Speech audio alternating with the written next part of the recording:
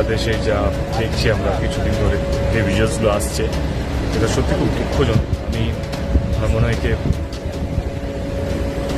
বিশেষ খুব একটা আমি বলতে পারবো না, কারণ এটা পুরোপুরি একটা দেশের ব্যাপার। আমার মনে হয় না আমার বিশেষ কিছু বলা উচিত।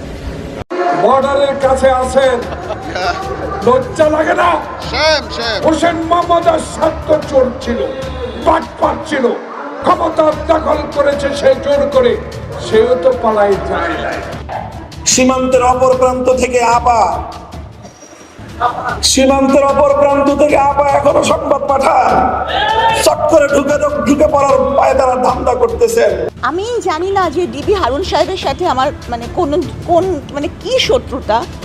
উনি আমাকে জিজ্ঞাসাবাদের জন্য ডেকে পাঠালেন। এদিকে বাংলাদেশের সাবেক প্রধানমন্ত্রী শেখ হাসিনা ইন্ডিয়ায় যাওয়ার পর থেকে ইন্ডিয়ায় বিভিন্নভাবে হট্টগোল লেগেই আছে।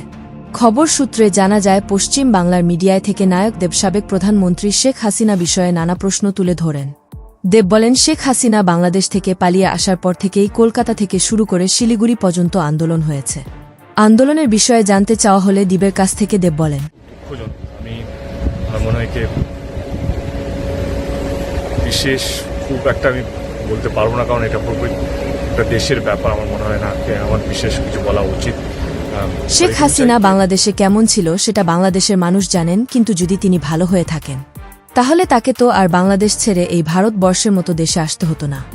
দেব আরও বলেন, শেখ হাসিনা এত কিছু করেছে দেশের জন্য, কিন্তু তাকে দেশ ছেড়ে পালাতে হলো কেন? যদি শেখ হাসিনাকে সবাই ভালোই বাসত তাহলে আজ বাংলাদেশের মতো দেশে শেখ হাসিনাকে তাড়ানোর জন্য হাজার হাজার মানুষ আন্দোলন করত না।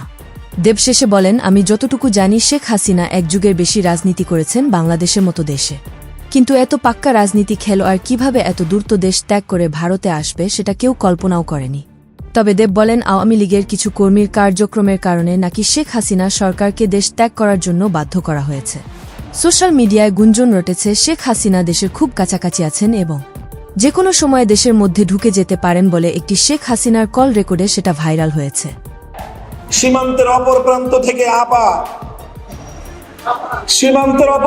থেকে এখনো সংবাদ পাঠান, চট করে ঢুকে পড়ার পায়ে তারা ধান্দা করতেছেন। তো প্রাণপ্রিয় ভিউয়ার্স, দেবের কথার সাথে কে কে একমত এবং শেখ হাসিনাকে আবারও বাংলাদেশে কে দেখতে চান তারা অবশ্যই ভিডিওটির নিচে কমেন্ট বক্সে আমাদেরকে কমেন্ট করে জানাতে পারেন। রিক্ত আমি নিঃস্ব, আমি দেবার কিছু নাই, আছে শুধু ভালোবাসা, দিয়ে গেলাম তাই।